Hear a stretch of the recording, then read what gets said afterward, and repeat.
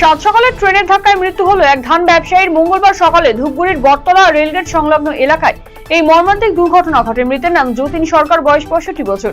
তিনি ধূপগুড়ি বারঘড়িয়া গ্রাম পঞ্চায়েতের বৌদ্ধ আশ্রম এলাকার বাসিন্দা ছিলেন। ঘটনার খবর পেয়ে দ্রুত ঘটনাস্থলে পৌঁছয় রেল পুলিশ।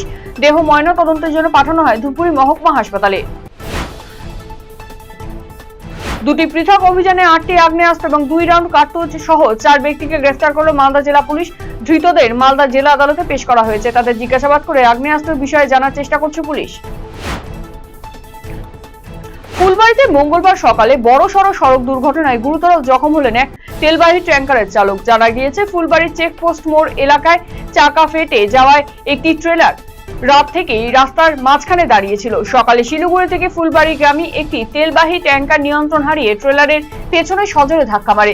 দুর্ঘটনায় ট্যাঙ্কারের কেবিন দুমড়ে মুচড়ে যায় এবং চালক ভেতরে আটকে পড়েন। খবর পেয়ে নিউ জলপাইগুড়ি থানার পুলিশ এবং দমকল কর্মীরা ঘটনাস্থলে পৌঁছে দীর্ঘ চেষ্টার পর চালককে উদ্ধার করেন। পরে তাকে উত্তরবঙ্গ মেডিকেল কলেজ ও হাসপাতালে ভর্তি করা হয়। বিদ্যুৎ চুরির জেরে নাজেহাল গোটা চাকুলিয়াবাসী। চাকুলিয়ার বিভিন্ন প্রান্তে বিদ্যুৎ পরিবাহী কন্ডাক্টর চুরির ঘটনা ঘটছে প্রতিনিয়ত। আর এই চুরির ফলে বিচ্ছিন্ন হয়ে যাচ্ছে এলাকার বিদ্যুৎ সংযোগ। এর জেরে নাজেহাল হতে হচ্ছে গোটা এলাকাবাসীকে। বিদ্যুৎ চুরি ঠেকাতে নানান সচেতনতামূলক পদক্ষেপ নেওয়া হলো, কোনোভাবেই বন্ধ করা যাচ্ছে না বিদ্যুৎ চুরি। ফলে বাধ্য হয়ে এবারে পুলিশ এবং ব্লক প্রশাসনের দ্বারস্থ হয়েছে বিদ্যুৎ দপ্তর।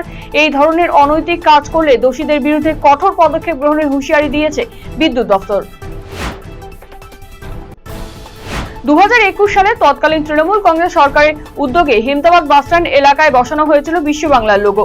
2026 সালে সরকারের পালাবদল হয়ে বিজেপি সরকার গঠন করার পরে বিভিন্ন এলাকায় বিশ্ব বাংলার গ্লোব ভাঙা হচ্ছে। হেমতাবাদেও ভাঙা হলো সেই গ্লোব।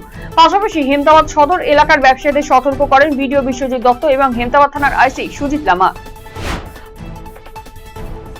পশ্চিমবঙ্গ সরকারের উদ্যোগে অন্নপূর্ণা যোজনা রূপায়ণে কালিয়াগঞ্জে তৎপর তৃণমূল পরিচালিত পঞ্চায়েত সমিতি।